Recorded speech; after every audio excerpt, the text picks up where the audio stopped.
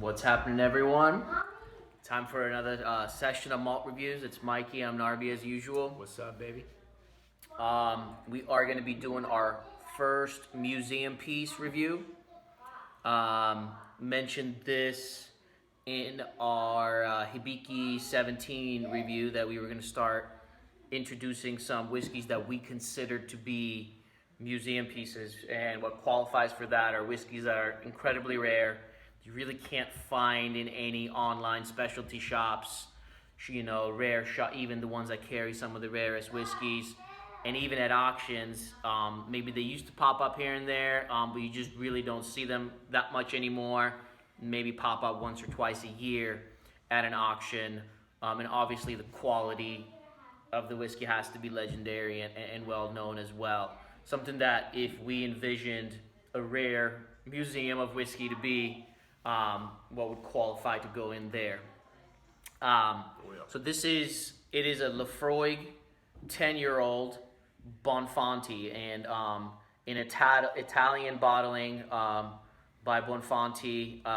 Seems like some of the most legendary whiskeys were bottled for the Italian market. I don't know why, but it seems to be the case. Someone that knows more about the history of whiskey might be able to explain that. I don't know why. But this Laphroaig 10 was bottled in 1977. So obviously it's 1960s stuff. Assuming that the youngest whiskey in here is 10 years old. But I have zero doubt that there's much older whiskey in here.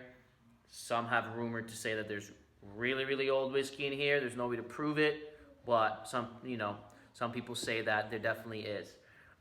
So without further ado, we're gonna do a review of this really incredibly rare special Laphroaig 10. I haven't seen this in an auction in a while. I'm not quite sure how much it would go for. My guess is somewhere in the $4,000 range, but I'm not too sure. Whiskey prices are going up like crazy, and I haven't seen this one at an auction in a while. I know several years back it was around 2,000, so it's probably doubled, if not more. All right, without further ado, let's hit it. The color is definitely darker than the current day Laphroaig 10. Oh yeah. There's definitely some high quality sherry casks in here. So as you guys can see, it's got a nice rich dark color with definitely some solid sherry influence. Oh, it's beautiful. I don't know if I mentioned it's bottled at 43% ABV. And on the nose, we've let this thing breathe for a good 20 minutes. So if you watched our Laphroaig 10 mini, that beautiful mini we got from Mike St. Pierre, we talked about that you have the difference between the current Laphroaig 10, the Laphroaig 10 mini. The Laphroaig 10 mini was actually pretty much like similar to this color, and how it was just so fruit forward. It wasn't peat forward compared to that. And this is the same thing. It's pure luscious mangoes. And the peat is just, when you have peat back then, it's just so soft and subtle. It's there, but it's so soft and subtle in the background. It's just kind of an accent, but it's so fruit forward. It's just mangoes, apricots, luscious peaches, tons of them, and deep concentrated, like they've been cooking for hours. It's funny because it's like you could say so many different things, but you want to highlight the mango so much. It's this, you don't find this tasting note in any whiskeys in today's world. These old Laphroaigs and some of these older Bowmores, they have this mango, like this just sweet mango that you just don't find in whiskeys anymore. You could put the glass right here and you could just smell the mango from there. It's so intense and so different. And the way it's sweetened and sugared, it's just so lusciously amazing.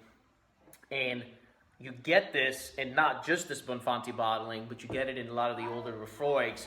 In this particular one, the quality of it just stands out that much more. It's just really incredible. So that's the most unique tasting note, and you just can't get over it. It's off the chain. I definitely get some rich orange oil, almost like a Grand Marnier.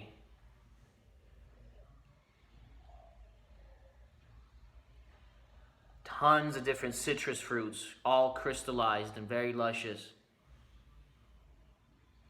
Some creamy vanilla, some like kind of like French pastries, kind of an effect, croissant. I was just thinking the same thing along the lines. I'm getting like so randomly, I'm getting like graham cracker crust, and then with the mangoes in the foreground, and right behind that, some more citrus fruits like some light lemons and limes. That graham cracker crust turned into like key lime pie. Imagine key lime pie with a graham cracker crust. It's right there, just on a little lower level than the mangoes being the first thing that gets you, but it's right there. All these different layers of delicious desserts.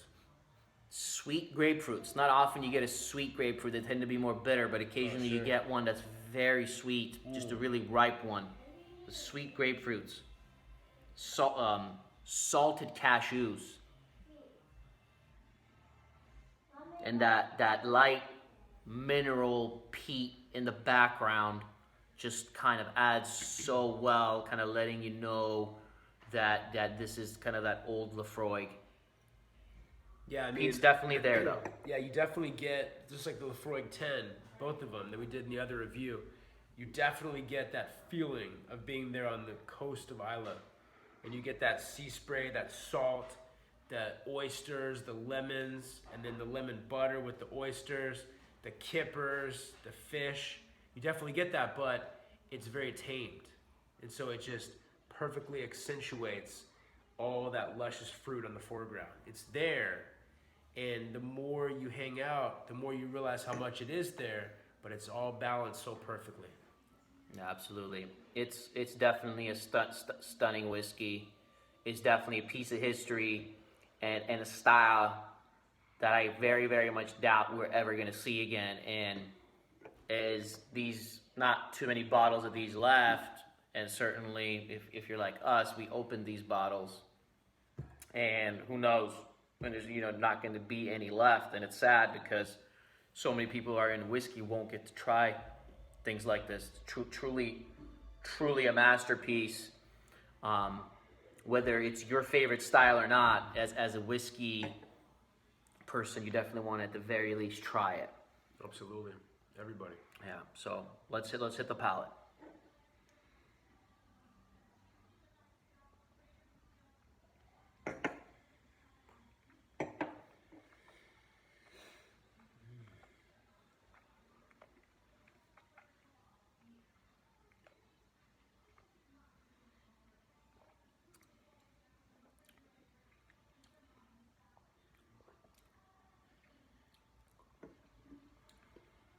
It definitely follows suit. Very luscious. Almost zero oakiness. It's very, very juicy. It's, oh my god. It's almost like it's like a candy salad. Very, very, very, very fruity. Very sweet. That mango definitely takes up front. Apricot. Honeydew melon. That peat's definitely in the background. The salty cashews are definitely there as well. That salty element is really, really, really nice. And as it just sits on the palate, it continues to change and evolve. And it's kind of rolling from fruits. That grapefruit, definitely some grapefruit, a little more bitter rather than sweet this time. The sweet mangoes, apricots and peaches, honeydew melon, and it just kind of like goes, and then you get a touch of that peat, that fish net, that kind of like oystery element, that mineral sea breeze, and then it just you kind of keep getting waves. It kind of goes in waves back and forth, and you're just like, oh, I'm getting this now, oh, I'm getting a little of that now, and it's just lingering and lingering and lingering, and as I'm speaking, it's still fully there. It's really unique. The peat is a little bit more on the palate than it was on the nose, but not much more. Where some of the ones that were released in the 90s are similar in style, but even more peaty. So this is even less peaty than some of the styles that were released in the 80s and 90s. Yeah, I'd say the biggest thing is on the spectrum from, say, like a super sweet crystallized mango to a very sour citrusy lemon. Right in the middle, you have this, like Narvi pointed out, insanely sweet, crystallized, sugary, beautiful pink grapefruit. I haven't gotten that from a whiskey besides old 50s and 60s Bowmores.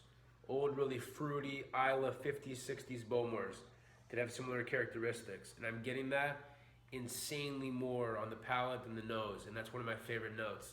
So just the quality of fruits is what just shouts out to me in the palate. It truly is a rare experience. I would never, ever in a million years add water to this. It's already so juicy and drinkable. Yeah, when it does hit the palate, the finish is very long. It's so drinkable. Yeah, the finish is very long, so you don't necessarily have to take another sip right away. You're not like fiending for another sip because it just lingers and lingers. In some ways, it drinks like a cask strength 43%. It's unbelievable. It's deep. Yeah, it's just packed with flavor. I really don't have anything else to add. I know it's a little weird when we do reviews like this because it's kind of, I think most people that do YouTube reviews, they do reviews to show you like, hey, here's a whiskey that I like. It's a recommended buy. If you like our review and you like our thoughts on it, go and get it. And that's usually the way most reviewers on YouTube are doing, you know, but when we started this channel, we realized there's plenty of that out there. And we do, most of our reviews aren't just regular whiskeys, they're really rare. And that's definitely how our channel is quite a bit different. I know a lot of people aren't interested in seeing some of these reviews because a lot of people might not even know what this is, you know, and fair enough. But, you know, we're just representing kind of what we're really into and what we're really passionate about, and I know some of you guys out there appreciate that. For me, score-wise, this has changed the score for this. By the way, with the air breathing, especially once it got to like 60% full, we've done some damage to this. But once this got to about 60%, 70%, that's when it really started kicking in. But the score on this one is constantly changed for me. I've had it many times. At its highest point, at one point, I thought it was a 96. And each time I have it, I feel like my score does change a little bit. Partially because of all the other whiskeys we've tried, and partially because the whiskey itself is changing and evolving too.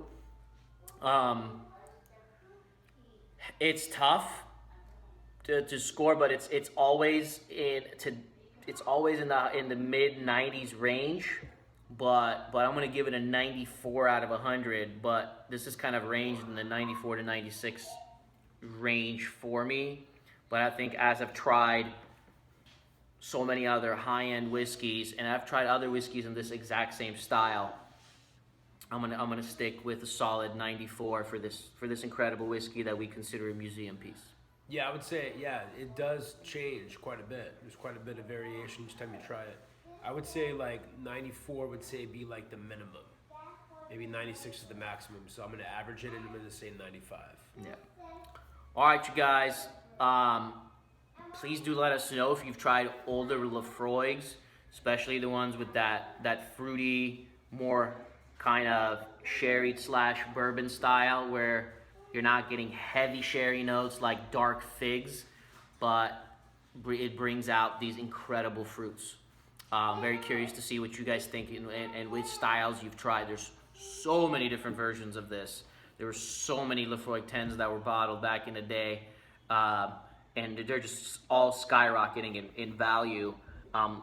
This one in particular is one of the more expensive ones. All right, we'll see you guys soon for another review. Cheers. Cheers, baby.